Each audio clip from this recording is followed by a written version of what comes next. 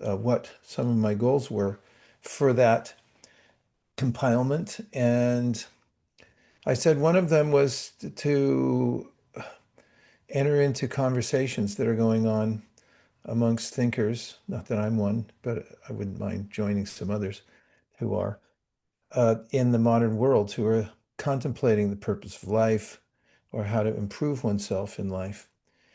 And I realized today that although I didn't give it a lot of practical thought at that time how it would happen, it's been happening for the last couple of years. Since I wrote the book called The Four Questions, we've used that as a calling card to enter into conversations that are going on in academia and science and philosophy, self-help, and so forth. And people take it seriously when you compile something, when you take the time to write something down and present it to the world shamelessly. And so we've been in some conversations. There turns out there are some people who are thinkers who are eager to talk. So today we're going to present some of the nexus points that we've been finding with various luminaries in various fields in psychology. Several are in psychology, some are in astrophysics. And we'll talk about their findings and approaches to science and investigating their niche in science and trying to come up with answers for a better life with the Bhagavad Gita.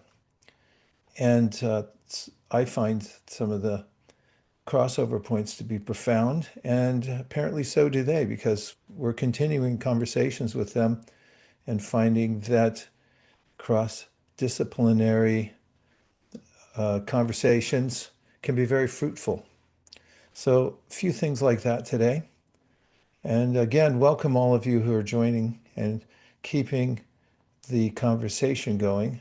Someone gave me a hat. I have this phrase that I picked up years ago from a friend of mine when we were moving from one activity to another in our spiritual practice. And there was a 10-second lull in the middle of transitioning from one thing to the next. And my friend said, keep the transcendental vibration going. And I said, I wrote that down. And that became a guiding phrase for me in my life. And I had somebody put it on a hat for me. I'm not going to go over and grab it. I've done that before, but I was wearing that hat on the plane on the way home from India recently, and somebody who was, I was already sitting and people were filing on the plane, walking by me. Some person, a passenger, turned to me and said, "Hey, I like the hat. That's a good idea." And I remembered what it said there because sometimes I forget. And so this idea of keeping the transcendental vibration going has a lot to do with conversation. There are lots of conversation going on in the world. Many of them are about the proverbial bottom line, like how will this sell? But the most important conversations have to do with our ultimate good in life. This comes out in one of the greatest conversations of all time in the book called Srimad Bhagavatam, which is the quintessential book on the practice of bhakti yoga, or the yoga of love and devotion. And in it, there's a sage named Sutta, and there's a seminar. He'd been elected to speak to a group of other sages about the ultimate purpose of life, and they begin by asking him questions. And then he lauds their questions, saying, your questions are worthy because they relate to the ultimate goal of life, and therefore they're extremely important. So some questions are more important than others. And the opportunity to have conversations where we ask questions boldly about higher topics, higher means, what's my ultimate good, for instance? I mean, we can ask about what my immediate good is, where I'll find the cheapest groceries or something like that. Not that that's not important. Apparently it is. But then there's the ultimate questions. How did I get here in the first place? What's the ultimate purpose of life? Where am I going after I drop this mortal coil by the wayside somewhere? And those questions are deeply penetrating. And one of the optimistic aspects of the ancient wisdom literatures like Bhagavad Gita is that there are answers to these questions. And so that's why we're having this ongoing conversation, success sadhana. Part of the practice is to keep asking and keep discussing. And it could do the world good to widen the conversation. So the more people talking about the ultimate good, the better everyone will do together. JM, thanks for keeping the lights on. I'd like to look briefly at the end of the presentation today. In fact, it's past the end. If you could turn to slide number 13, that's past even where it says reflections. I just want to talk for a moment about the practice of bhakti yoga and one of its main tenets, which is mantra. Man means mind and tra means to deliver. And mantra meditation means to fix one's mind on a potent sound source. What we mean by potent sound source is that not all sounds are equal. Some are random and ineffectual or not important or even disturbing. A cacophony describes a mixture of sounds, which in some contexts may mean that they're not helpful. For instance, as an example, when I notice when I'm abroad, especially in India, there's a customary way in which people honk their horn for various reasons. Not like in America, you honk your horn when you're mad at somebody, but in India, you honk your horn just to let people know that you're alive and behind the wheel, apparently. And when you hear all of that together, every city I go to, I hear a cacophony, various pitches of horns honking. That's not necessarily um, beneficial. In fact, if I was elected Emperor of India, I'd first make an edict, no more horn honking, just wave. Um, so potent sound sources, there are, uh, according to the science, there are sounds that come from a higher realm, and those get encapsulated in mantras. It's kind of like a zip file. And when you chant the mantra, there's a way in which your mind has recourse. It has a place to take refuge. And what's more, the mantra has some power. Let's look at the next slide on mantra. Giving examples of some mantra. Nitai Gauranga, we've chanted that one before. The next one. This is the Hare Krishna mantra. Krish means the whole of existence. It also means attraction in Sanskrit. Na means one who ends material suffering. It also is part of the word ananda, which means bliss. Rama means enjoyment arising from spiritual existence. And Hare, not pronounced hare like a rabbit, but Hare, the spiritual energy of the original conscious source. And if you go to the next one, Om, it's also a mantra, which is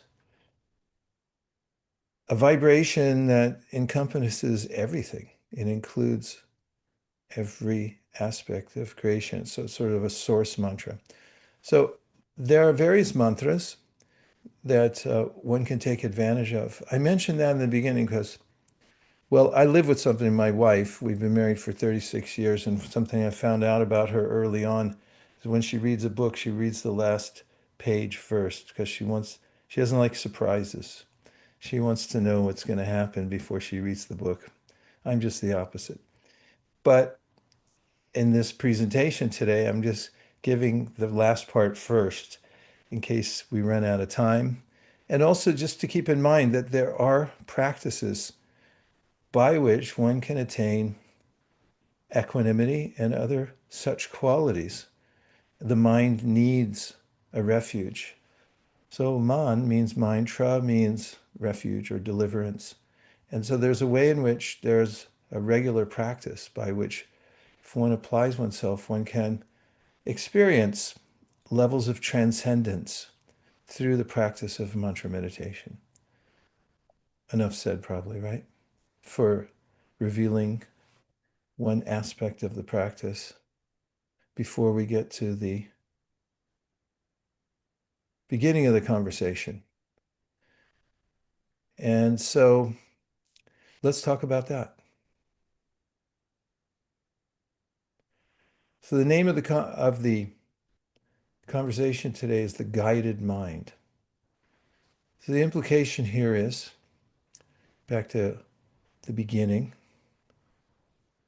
So the mind can also be unguided, obviously. And this is a verse I pulled out of the Srimad Bhagavatam, from way into the Bhagavatam, 11th canto. There's 12 cantos altogether. And it says here, all the senses have been under the control of the mind since time immemorial. And the mind himself never comes under the sway of any other. He is stronger than the strongest, and his godlike power is fearsome. Therefore, anyone who can bring the mind under control becomes the master Mm, of all the senses. mm, So there's a way in which the mind is a primary topic in all forms of yoga, whether it be the yoga of knowledge, otherwise known as jnana yoga.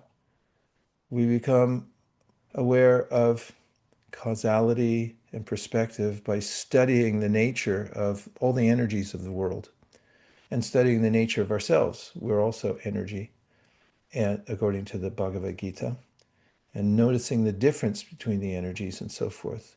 That gives us context through which we become aloof and less reactive in the world. As we see that the ways I'm reacting to circumstances are determining future results and so forth. And then there's karma yoga. Karma yoga, which Krishna talks about in the Bhagavad Gita, has to do with the purpose for which we work. We may work for different reasons, have different kinds of um, desires for outcomes. And there's a practice of yoga through which one works without expectation of result. May mean like selfless action, or you're working and not being attached to the fruit. That could include working out of duty and also working out of devotion. You're doing something out of love for a higher purpose. You're dedicating your work because you want to serve somebody.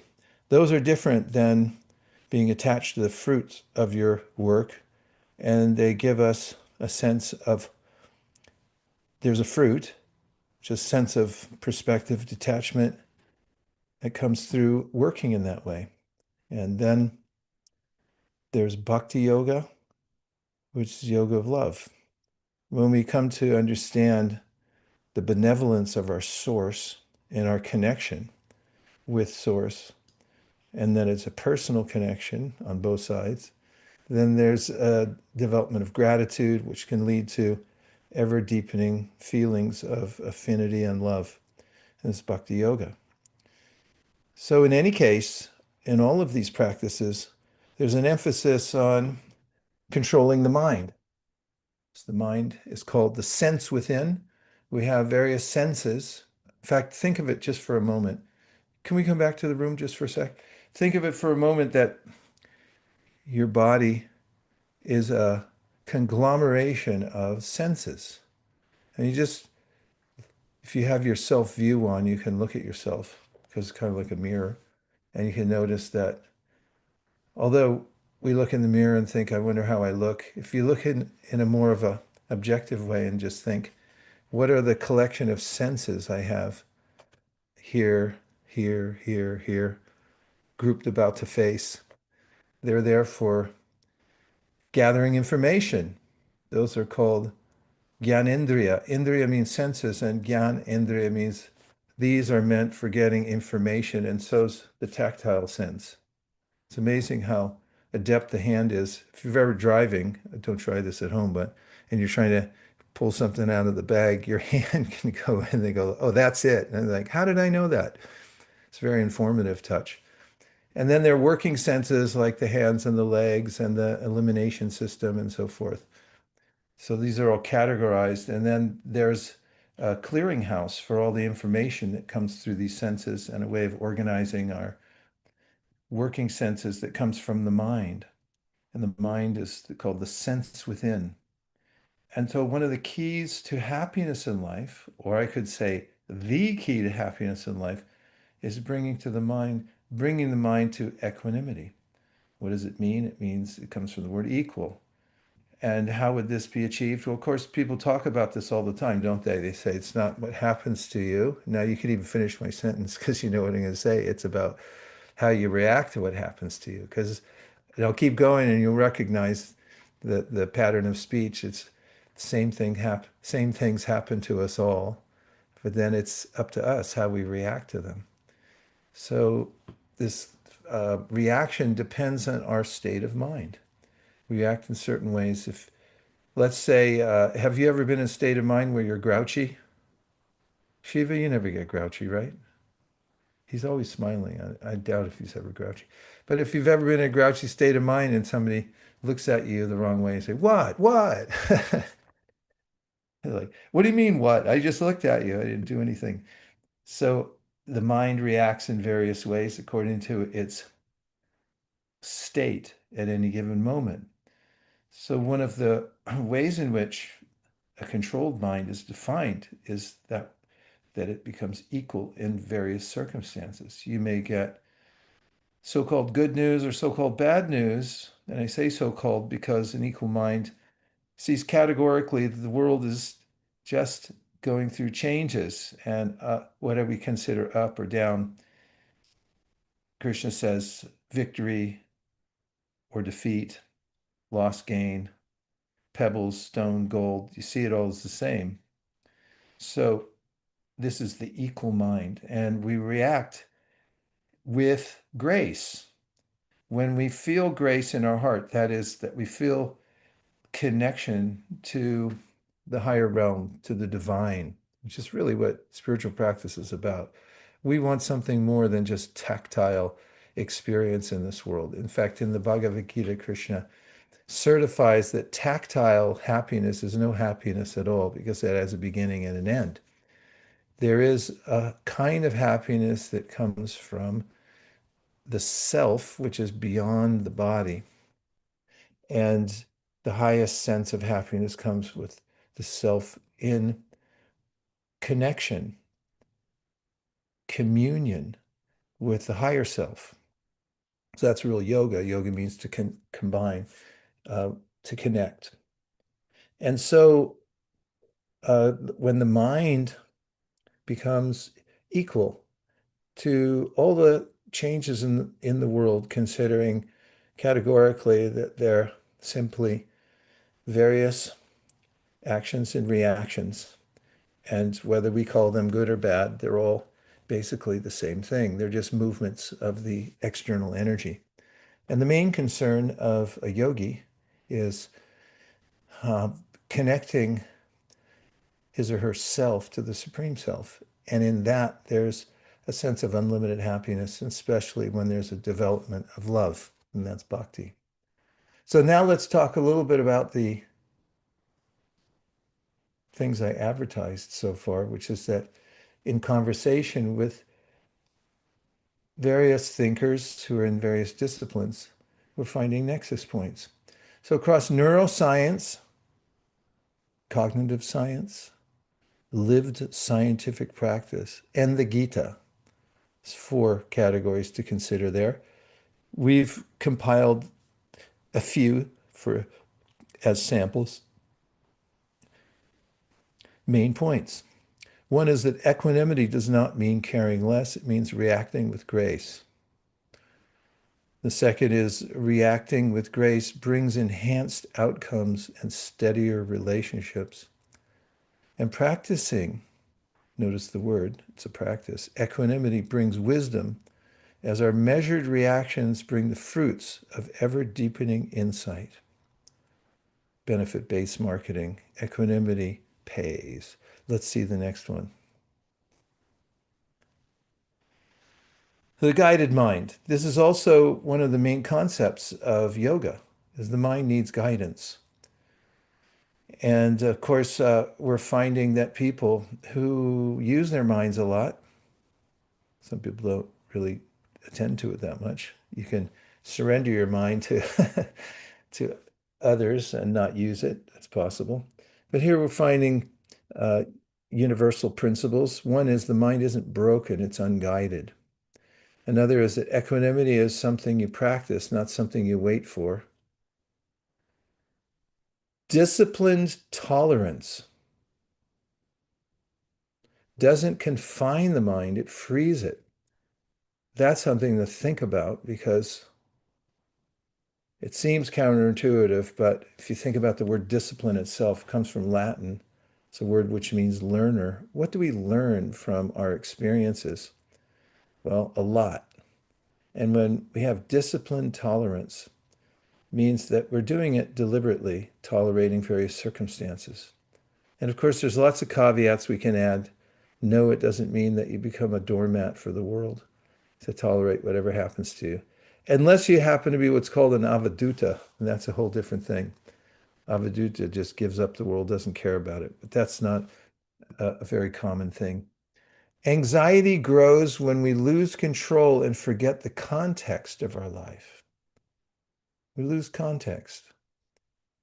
We forget we're in a universe. In fact, a friend of mine was telling me yesterday that he had a transrational experience once on a dark moon night when he was standing on the seashore.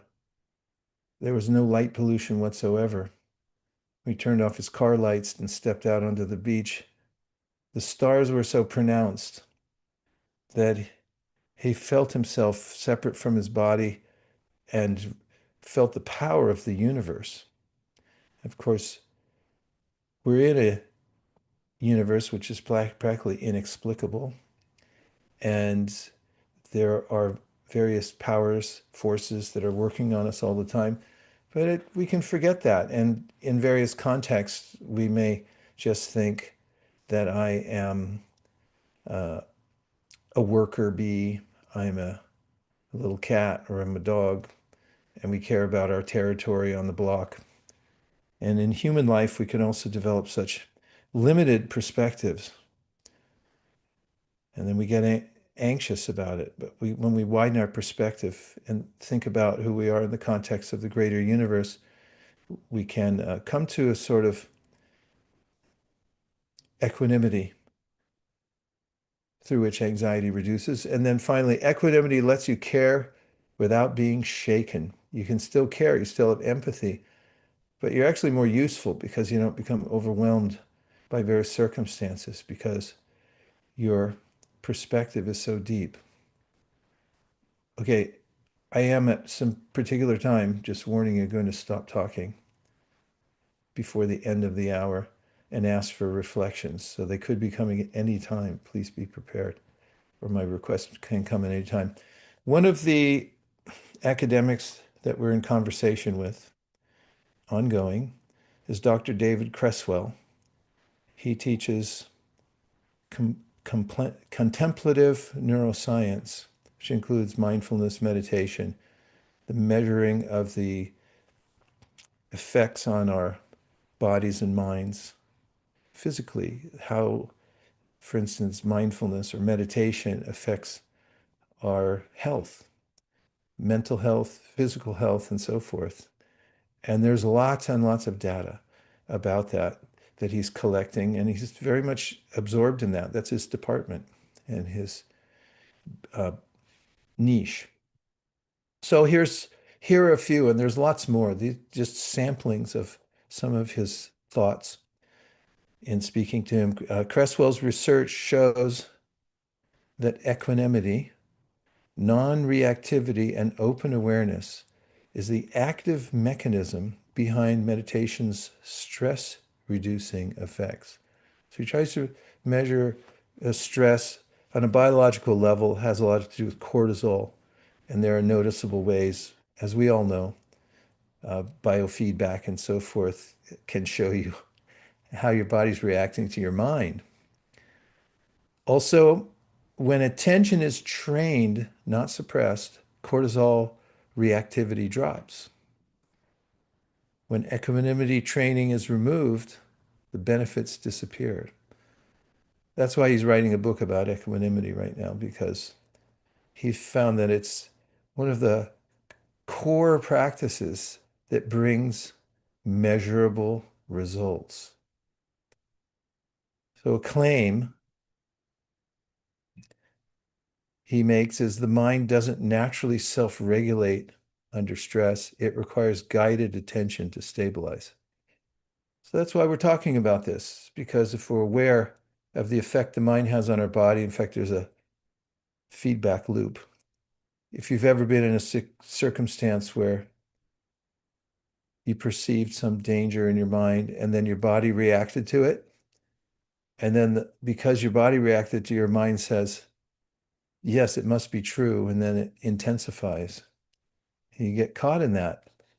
Either on an ongoing basis, there's a low-level anxiety that's always flowing through your mind, or it can be at peak experiences where cortisol peaks in your body and become overwhelmed by circumstances. So again, his claim is the mind doesn't naturally self-regulate under stress. It requires guided attention to stabilize. Speaks well for the practice of meditation, mantra, meditation, so forth, to bring one's mind to a regulated state and bringing and practicing equanimity. Let's look at another view of the mind. We're in conversation with Stephen Sloman from Brown University. He's in cognitive science. He's a psychologist. From his books and from our conversations with him, here are a few extracts. His book called The Knowledge Illusion, and he also has The Inference Machine. Sloman shows that the mind is not a self-contained control center.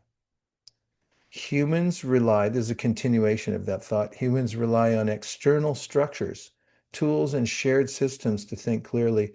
Unguided cognition defaults to shortcuts and reactivity. So his claim, to tie that together, because it may still sound enigmatic, expecting the mind to manage everything internally is a cognitive mistake. So his point of view is slightly different, yet he talks about the importance of controlling the mind.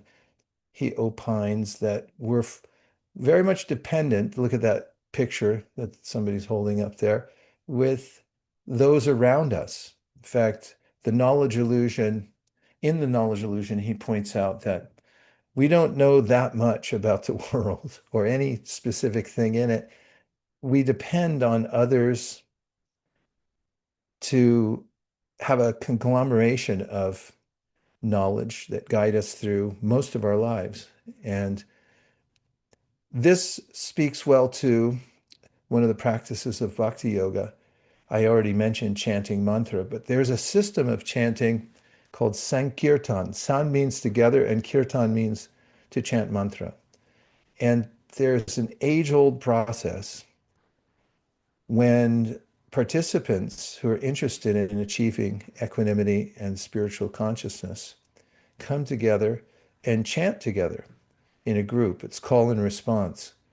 This is a very potent form of meditation, and there's a neat parallel between what Stephen Sloman talks about in his books about how dependent we are on others and the effectiveness of this sankirtan or group chanting, where together people meditate at the same time through the call and response method of meditation. Would you like to see one more person that we're talking to? Dr. Avi Loeb. He has a project that's well funded where he's looking for communication from any extraterrestrial life in the universe.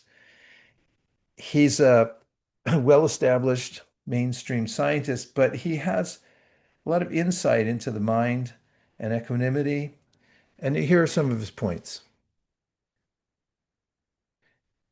He models calm clarity under uncertainty. His approach to science is that we have to be curious and humble. He stays open to disruptive data without becoming defensive or reactive. I found that very much parallel with ideas of the yogis. Disruptive data. Have you ever gotten any disruptive data in your life? I mean, you're sailing along having a perfectly nice afternoon. After all, if you're here in California, especially the Bay Area, you can't beat this weather. And then somebody might just say, oh, by the way, somebody called and said this or this and that becomes disruptive data in your mind. Uh, doesn't appreciate anything anymore for at least a while. Could be a few days, could be a few minutes, but disruptive data. So he recommends in the process of inquiry, even in empirical science, he says stay open to disruptive data without becoming defensive reactive, because he also claims that people in scientific research become territorial and they hold on to their hypotheses despite contrary indications and data that contradicts what they're saying. They just try to hold on to it. Let go, be equal, be open.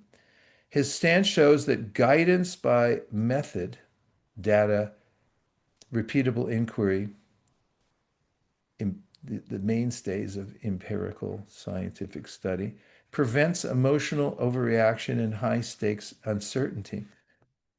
This is a way of staying in equanimity.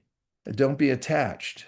Take whatever data comes and don't become attached to it on a personal level.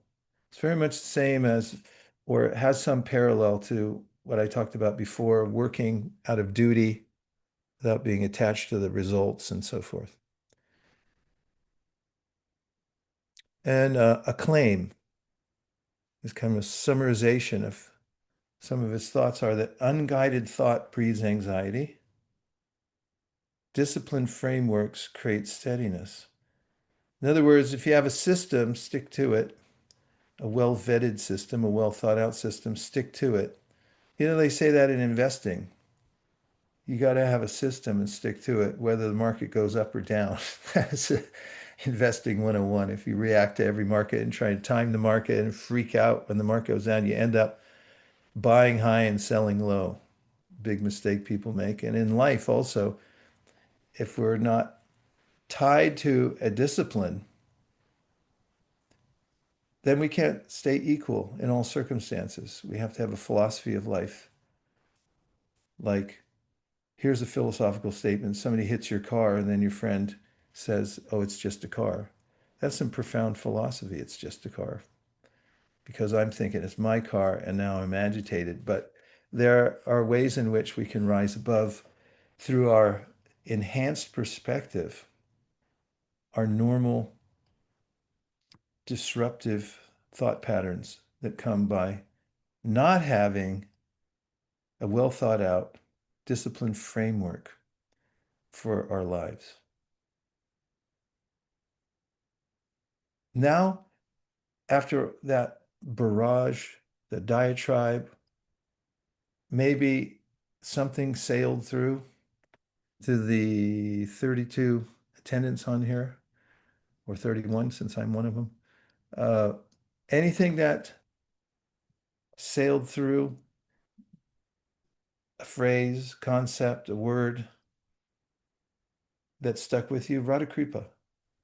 Yeah, I have a question actually. So some people are very sensitive to disruptive data, because of their nature. What is the best way to deal with that scenario? It is to practice equanimity. And the various practices of equanimity have to do with being observant of the patterns of the mind. As Krishna mentions in the Bhagavad Gita, and I'll get into that in a minute in the slideshow, one has to remain steady despite the changes that go on in the world. And that's a practice. So you have to know ahead of time that you're going to be observant and curious. That's a word that Cresswell uses about the way your mind's reacting, which gives you an advantage. The advantage is that you can be aloof from your mind because if you're noticing what it's doing, instead of being carried away by it, then you're not part of it. You're not obligated to act in a particular way. So what to do is to practice equanimity by being observant and curious about the way the mind reacts to certain things. We don't try to suppress it because whatever you resist persists, but you notice it and analyze it and see it. The other way is through the practice of ongoing meditation. If you have daily practice of meditation and you have this awareness that whatever's going on in your mind is not you, just as the weather is not you. And the weather changes, so does your mind. And you're able to be aloof in that way. And I also mentioned mantra meditation. The idea there is that you have a way to regulate the mind to the sound of the mantra. What's more, the mantra has, according to the theory of mantra, it has its own power that helps to lift you above the consternation that comes from loss and gain, victory and defeat, and so forth. Well, maybe not in victory, but uh, the the overreaction to what's happening in the world. Sundar,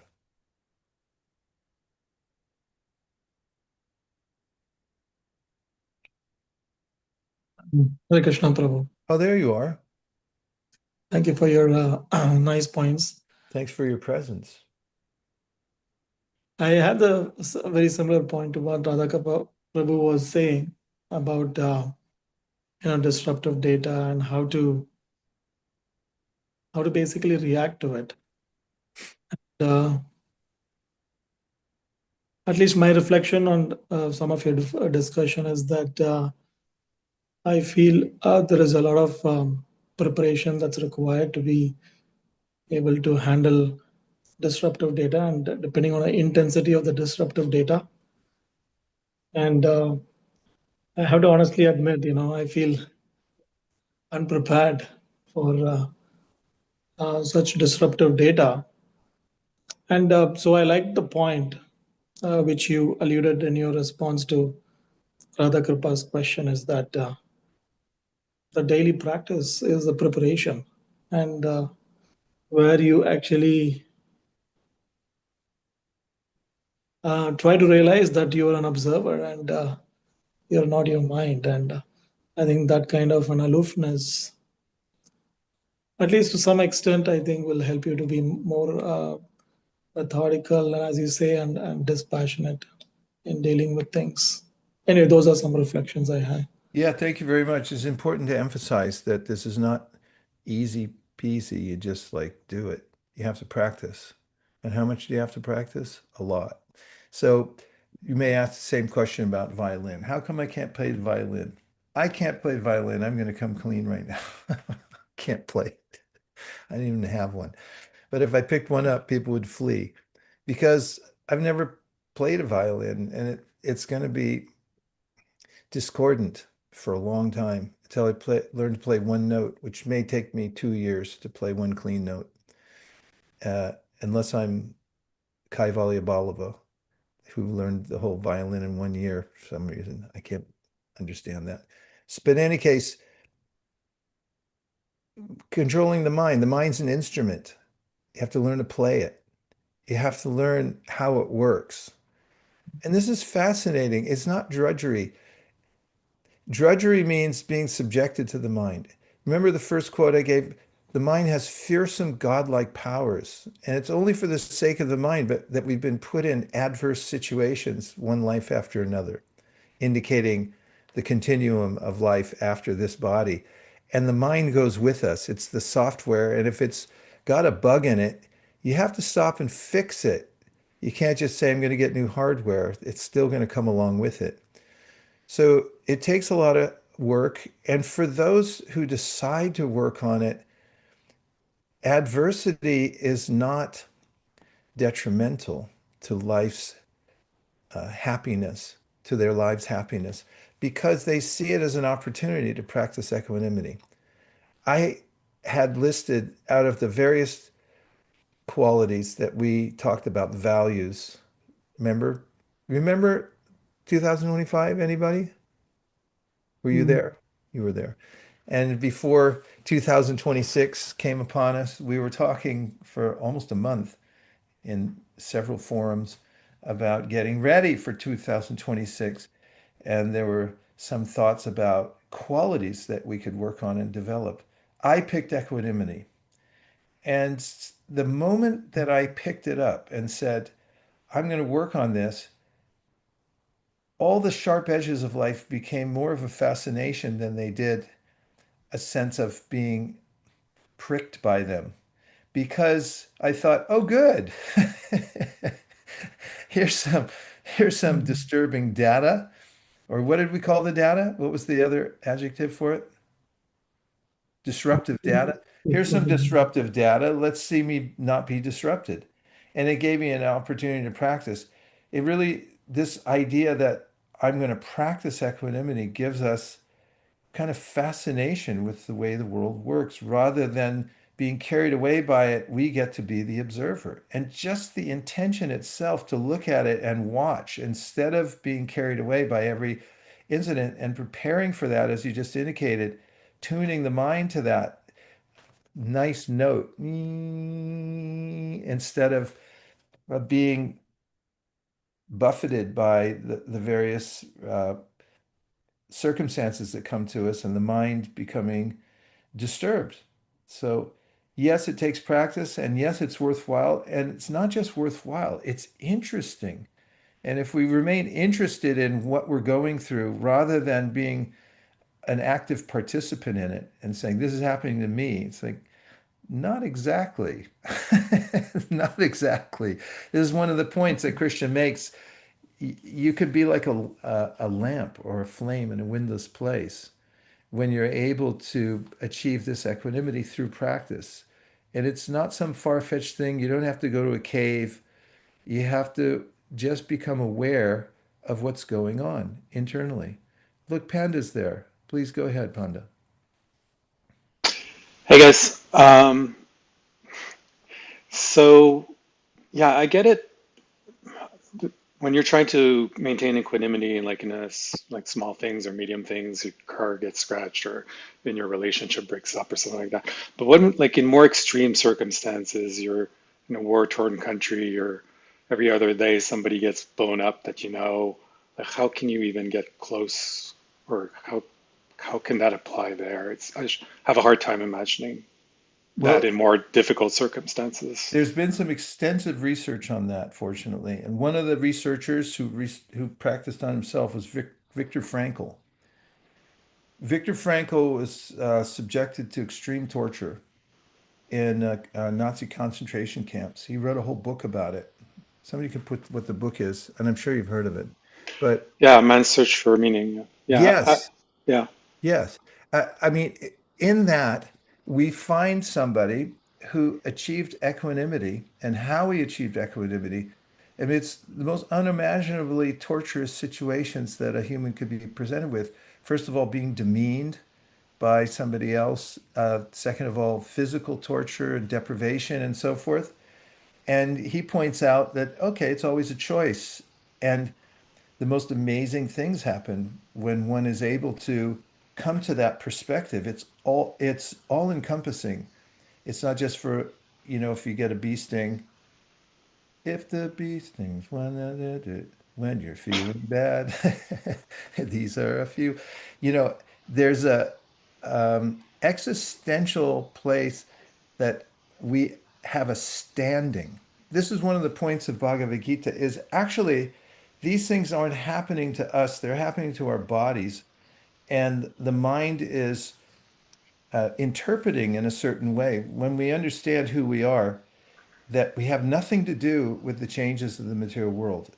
And it's not just knowing it intellectually when we experience it through our deep practice. Then, as Krishna puts it in the Bhagavad Gita, when you when you touch that web of the divine, there's a sense that nothing can shake you, even in the most disturbing of all circumstances, which is arguably death. I mean, some people say public speaking, but I don't believe that. It's death. He says, Dhiras tatra nimuyati, a person who has achieved equanimity through spiritual practice isn't disturbed by death. How would that happen? It's like death has to do with all my attachments. If you've already come to a conclusion that I own nothing, I appreciate everything, but I own nothing, and I utilize everything, but it's not mine. It's all Airbnb and Lyft and all that. It's not my stuff. Then there's nothing to take away at death, so one's mind isn't disturbed. So you can look at those who have examined very carefully under extreme circumstances using their free will the changes that take place and disassociated themselves with the kind of a natural depression that might come when I remain attached. And the upside is this uh, observance of, oh, this is going on around me, and keeping one's center as one's existential standing place to stand, which is as the conscious entity who's within the body, who's not the body. Boy, was that a long set of sentences held together with semicolons.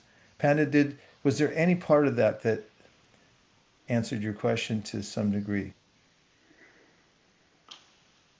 Um, yeah, it just feels something that's like not in my reach in a way. It's like maybe for other super special people who can maybe get there, but Same with the violin. I feel like it's for super special people.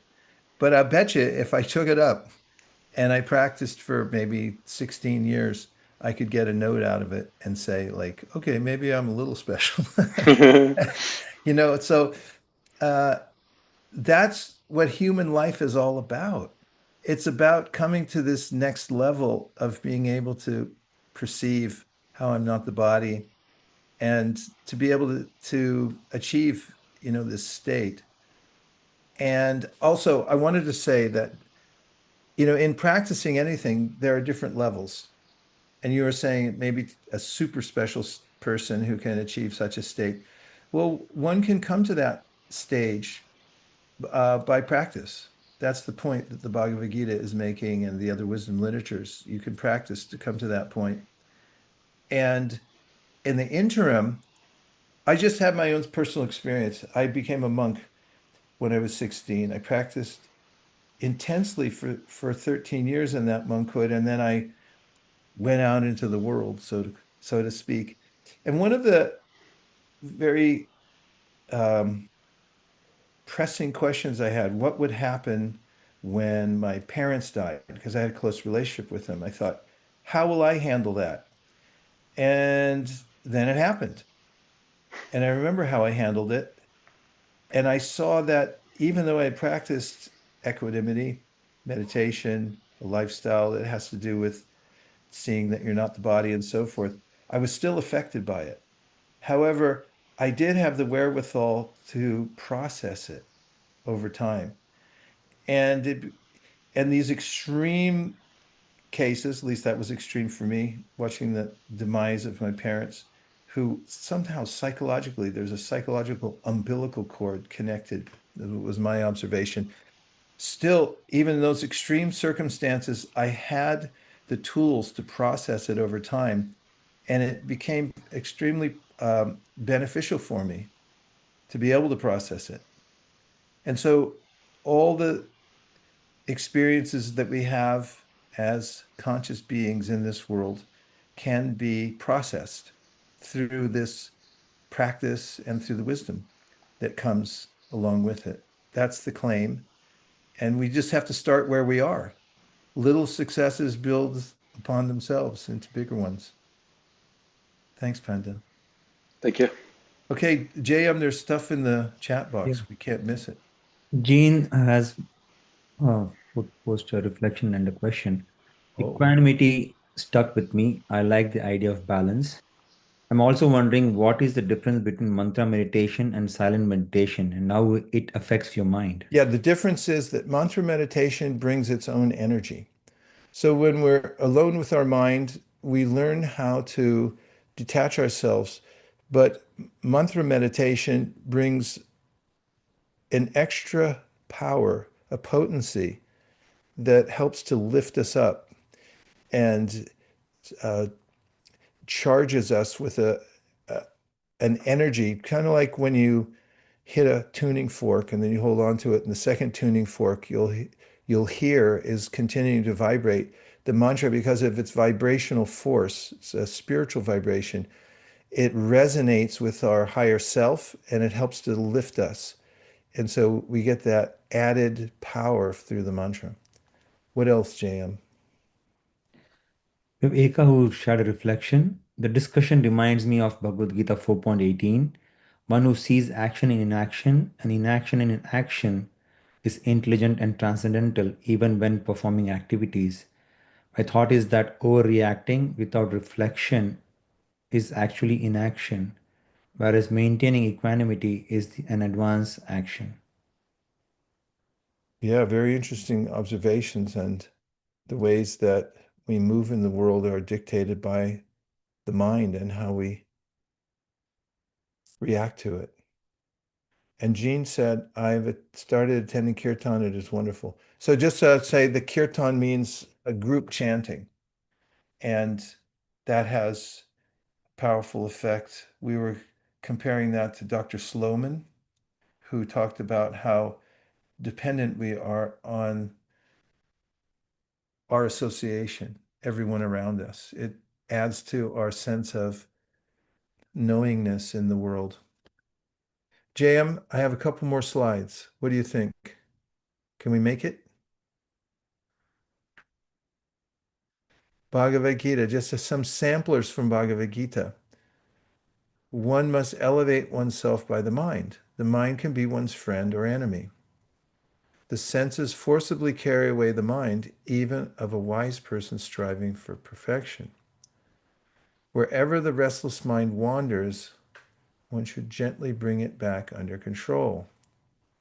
The claim, the mind left alone becomes reactive. Steadiness comes from gentle, repeated guidance, not force. And a nexus, some of the points that cross over in these various disciplines, across neuroscience, cognitive science, applied science, the Gita. The mind is not defective, but unguided. The mind can become a great friend when it gets proper guidance. Equanimity emerges, and we could also say it's defective. So we can amend that a little bit, because when it acts against us, it's in a defective mode. So we can think about that more. Equanimity emerges when attention is supported by structure. This goes to the practice of the violin. You need to practice half hour a day, Willie. Otherwise, you're never going to be able to play a note. Practice, method, rhythm, or discipline. These are tenets of bhakti yoga, any kind of yoga. You have to have some structure. It's called vaidhi, some guidance to put the mind on the right track until it gets spontaneously going in the right direction. And finally, guidance doesn't weaken freedom. It makes inner stability possible in a world designed to scatter our attention. About Bhakti Yoga, quick comment. It's structured daily practice that leads to a happy, effective mind. That's a kind of pithy advertisement for Bhakti Yoga. Meditation on mantra is the medicine for the mind. The word med means to take appropriate action. The mind needs a remedy for its errant ways. And group meditation, Sankirtan brings augmented results for meditation. Try it as soon as you can. It's very powerful. That's all, folks. And do you have any 2-minute thoughts? 30-second thoughts? Rikesh. Hare Krishna Prabhu, that was such a beautiful lecture, exactly what I needed to hear. One reflection possibly a question that I had was, I feel like